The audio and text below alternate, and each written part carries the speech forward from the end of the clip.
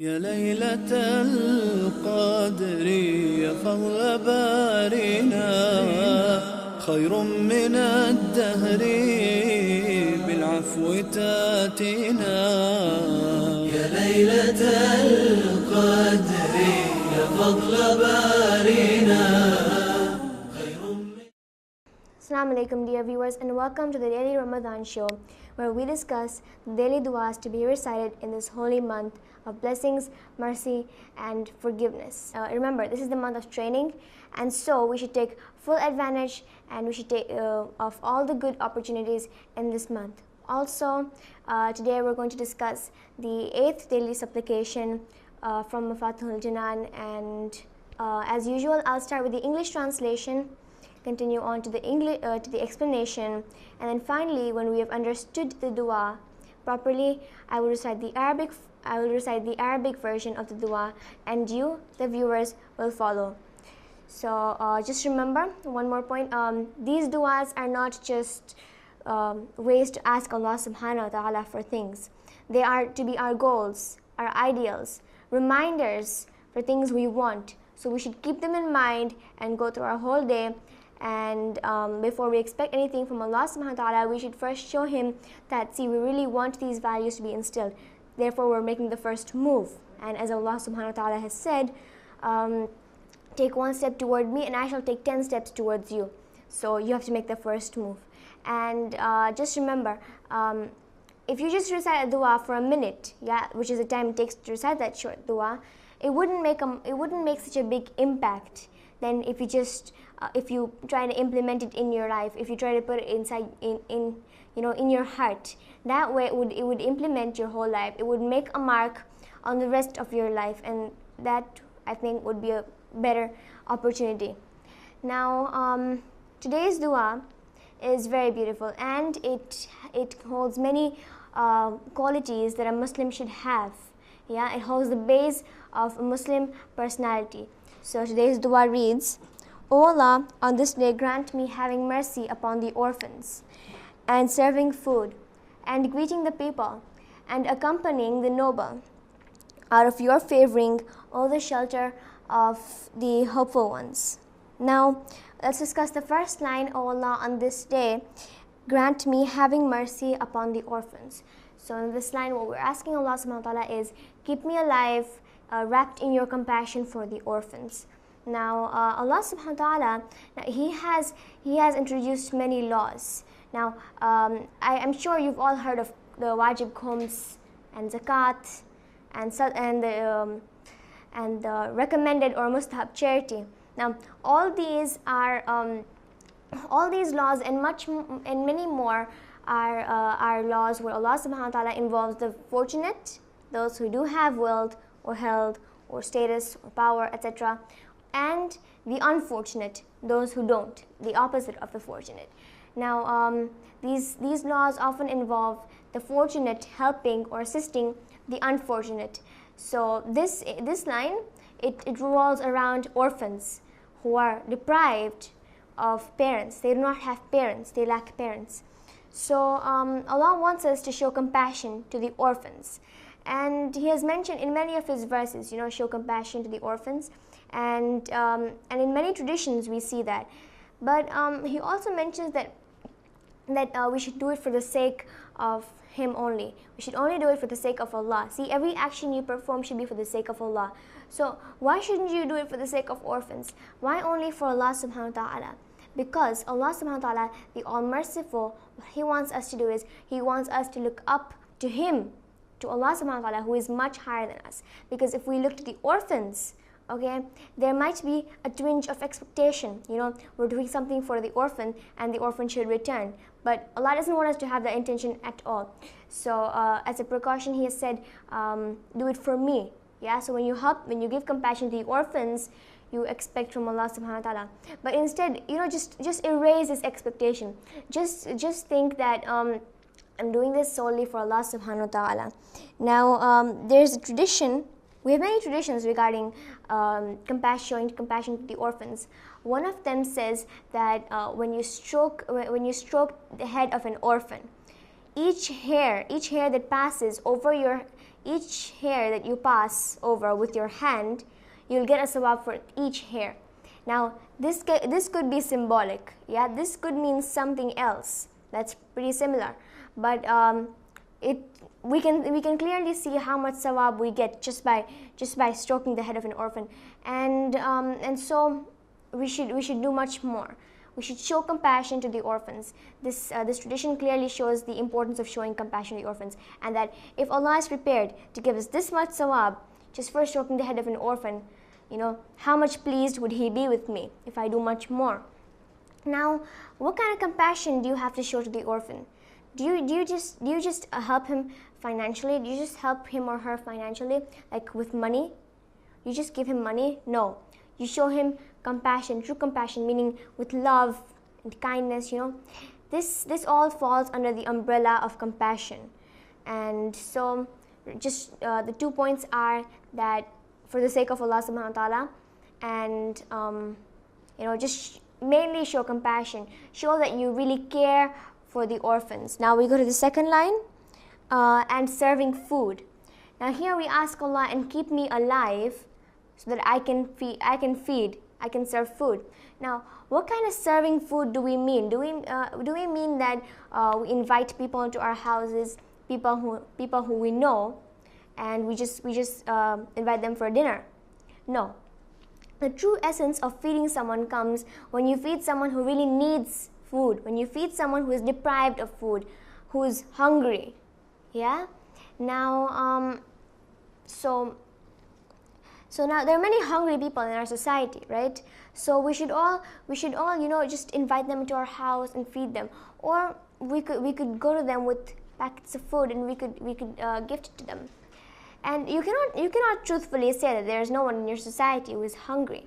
And even if there is no one in your society who is hungry, who says you can't go out of your comfort zone to help those hungry outside, your comfort zone? Now, when we say stroking the head of an orphan, when we say feeding the hungry, do we mean just that?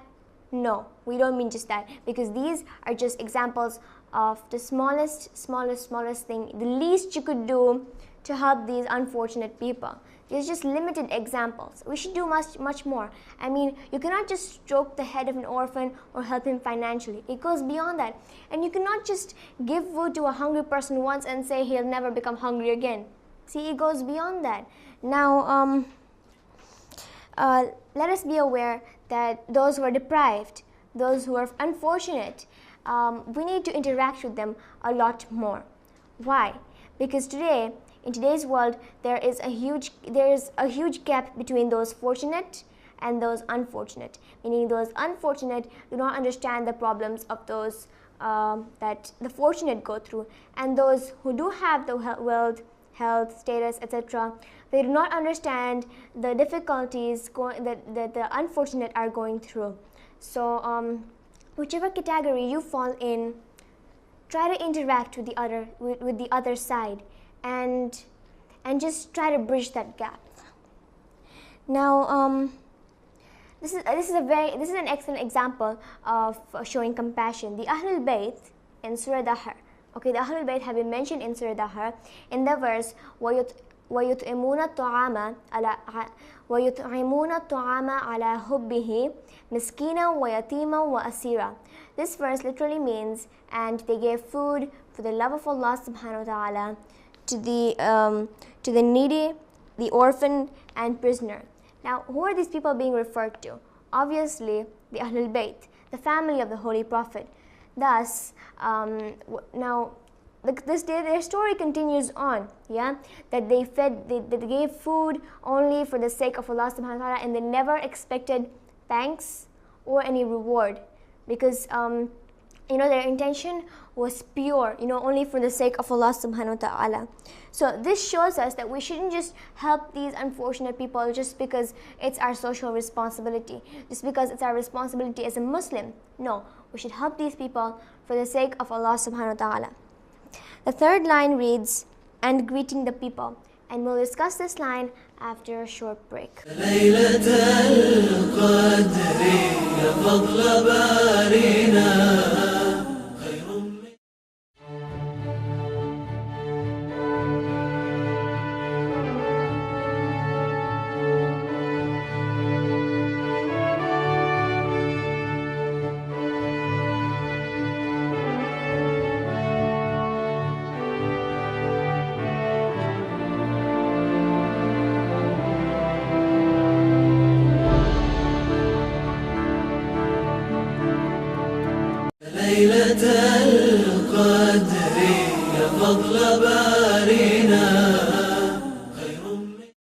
Welcome back to the Daily Ramadan Show, where we discuss the daily du'as found in Mafatihul Jinan to be recited in this holy month of blessings, mercy, and forgiveness. Until now, we have discussed the first two lines of today's dua, which we spoke about the orphan and the hungry. We mentioned the example of the Ahlul Bayt in Surah Dahr, how they gave food without expecting reward or thanks. We spoke about the orphans, and the hungry, how we should help them, okay, in more ways than just financially. You know, we shouldn't just we should do more than just helping them financially or stroking the head of the orphan, etc. And we also spoke about some of the laws that Allah has introduced, where He involves the fortunate helping the unfortunate. And now we're going to discuss the second line, which reads, "And greeting the people." Now, here we're asking Allah, let me show myself as a true Muslim by inviting others towards Islam. Now, one of the most beautiful things about Islam is that it brings people's hearts closer together. See, when we meet people, how do we greet them? We greet them by saying Assalamu alaikum. Now, this phrase means peace be on you. But do we say it like that, or do we just say Assalamu alaikum? Do we actually want to give peace to the other person, or do we just say it as a conventional ritual? I mean, it is a ritual, but let's make it a ritual with understanding. So when you meet a person, okay, the whole point of saying salam is to, give out vibes, okay, so that the other person actually feels peaceful. So you say it with such sincerity that you want the other person to actually feel that peace coming off of you. Now, in Islam, there's a lot of emphasis on saying salam alaikum. I mean, it's wajib to reply as well. Now, to initiate the greeting it has more reward than replying to it, because you're initiating a peaceful greeting. Now, so here we ask Allah subhanahu wa ta'ala, keep me alive so that I may greet people for the sake of Allah subhanahu wa ta'ala. Now just remember here, I'm mentioning one more time, when you greet someone by saying Assalamu alaikum, have sincerity in your hearts. Do not forget that. That is the whole point of saying salam. You shouldn't miss it out. Also, saying salam brings a lot of humbleness in yourself, which is a great characteristic. Now we move towards the fourth line, which reads, "And accompanying the noble ones." We're asking Allah, let me move in the company of the noble ones. Now here, the issue of peer pressure and friendship once again comes in. You're known by the company you keep, and so if you have a good friend, his characteristics rub off on you. And same goes for when you have a friend with bad characteristics. Now, Imam Ali has mentioned that do not sit with the weak-minded, do not sit with those who are not noble, because then they'll make you like them. And the same goes for when you're sitting with a noble person, they'll make you like them. So we should be really careful that the people we mingle with have these good characteristics, and they don't have the characteristics of being jealous, lying, etc. Now, who are the noble people? Noble people are people who are ever ready to do good, and they don't mind doing good. When they do good, when they do something good, they do it for Allah subhanahu wa ta'ala. They do it thinking that it's good for them. But those who are not noble, how do they do a good deed? They do a good deed as if it's a huge burden on them, and there's a lot of laziness involved. They don't show any willingness to do these good deeds. Now, a noble person would, as I mentioned, a noble person would do such an act as if it was good for him, and he would consider it as an honor. One example of noble people are Imam Hussein's companions. In Karbala, Imam Hussein addressed all his companions as noble people. Now we move toward the final line, "Out of your favoring, O the shelter of the hopeful ones." So here we're saying, please help me with all these characteristics through your power, O the ultimate resting place of all those who long for safety, who long to strive for perfection. Now here, striving for perfection. This is a great favor that Allah has bestowed upon us, the ability to strive for perfection. Now in this world, what do we aim for?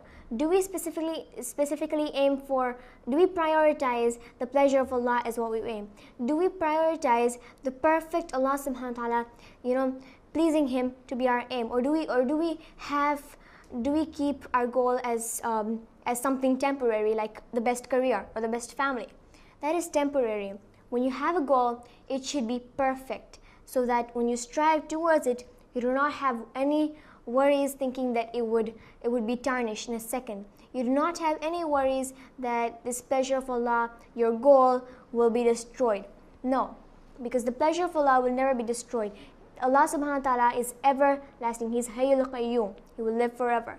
And so when you have the perfect goal, you can strive towards that goal, thinking that, okay, fine, when I reach my goal, I can just relax now. I can say, I've reached my goal now. And another favor that Allah has bestowed upon us is the ability to help the unfortunate. Allah subhanahu wa ta'ala has made us all fortunate. He has made most of us fortunate, and so it is our duty to help the unfortunate. Allah subhanahu wa ta'ala is the ultimate provider for the unfortunate. He is the only hope for those who are unfortunate. He is their primary goal. And these are some attributes that you should also instill in yourselves. As I mentioned yesterday, or previously, if you want to become closer to Allah subhanahu wa ta'ala, you should try and instill His attributes in yourself. And now that we understand this dua, I'll recite in Arabic, but first let's just review all the lines. Now, in the first line regarding the orphans, we spoke a bit about the laws involving the fortunate and unfortunate. We also spoke about how the orphans are deprived of parents, and how our intention should be only for the sake of Allah subhanahu wa ta'ala. And we also spoke about the tradition, stroking the head of an orphan. And we spoke about how we shouldn't just give money to them. We should also show compassion to them. It goes beyond this. And then in the second line, regarding the hungry people, we spoke about what the true essence of feeding people is. We spoke about, I mentioned an example of the Ahlul Bayt in Surah Dahr, who fed the hungry people without any intention of receiving thanks or rewards from Allah subhanahu wa ta'ala. They only did it for the sake of Allah subhanahu wa ta'ala. We also spoke about how these examples mentioned in this dua, they go beyond that. We shouldn't just limit ourselves to that. There's just limited examples. And we mentioned how we should try to bridge that gap between the unfortunate and the fortunate, how both of them don't even know what the other side is doing. Yeah? And then we spoke about the noble people. We spoke about greeting in salam. Yeah, how we should say salam alaikum with the intention of giving the other person peace. We spoke about a noble person and how he is one who readily does good things, who readily does good deeds, and does not do a good deed as if it's a burden. He does it as if it's an honor. And we in the final line regarding his the ultimate point of perfection, the ultimate goal for those who long for safety. We spoke about seeking. We spoke about seeking perfection. We spoke about striving for a goal that is not temporary, which means that our goal cannot be one that's in this world, because this world is temporary, right? It'll be destroyed one day. And we also spoke about how Allah subhanahu wa ta'ala is the ultimate provider and the ultimate hope for the unfortunate, and how we should instill these attributes in us. So now let's have the Arabic part. Bismillah ar-Rahman ar-Rahim. Allahumma arzuqni fihi rahmat al-aytam, wa it'am al-ta'am, wa ifsha al-salam, wa suhbat al-kiram, wa bitalika ya malja al-amilin. Thank you for watching the daily Ramadan show, and may Allah grant us all tawfiq and the strength to instill all the values we discussed today in our hearts. Ameen. I'll see you tomorrow, same time, with the next dua. Wassalamu alaikum wa rahmatullahi wa barakatuh.